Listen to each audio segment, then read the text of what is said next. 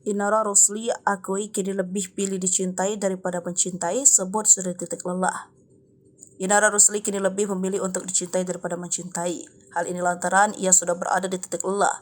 Dikutip dari YouTube Melanie Ricardo, Sabtu 10 Juni 2023, Inara Rusli membagikan ungkapan isi hatinya. Dicintai atau mencintai? Tanya Melanie Ricardo. Dicintai, terang Inara Rusli. Melanie pun penasaran mengapa Inara Rusli tidak memilih mencintai. Dengan santai, Inara Rusli mengaku lelah sehingga tidak memilih mencintai. Capek, jawab Inara Rusli kemudian tertawa. Melanie Ricardo kemudian kembali memberikan pertanyaan. Kali ini Inara Rusli harus memilih antara dicintai atau dihargai. Lebih lanjut, Inara Rusli mengatakan bahwa seseorang yang dihargai akan mendapat bentuk tanggung jawab. Bagi Inara Rusli, seorang yang menghargai dirinya juga akan mencintainya.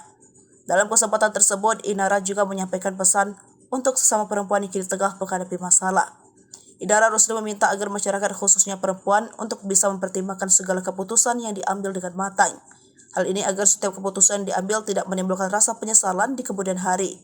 Selain itu, Inara juga mengaku saat ini dirinya sudah merasa bahagia.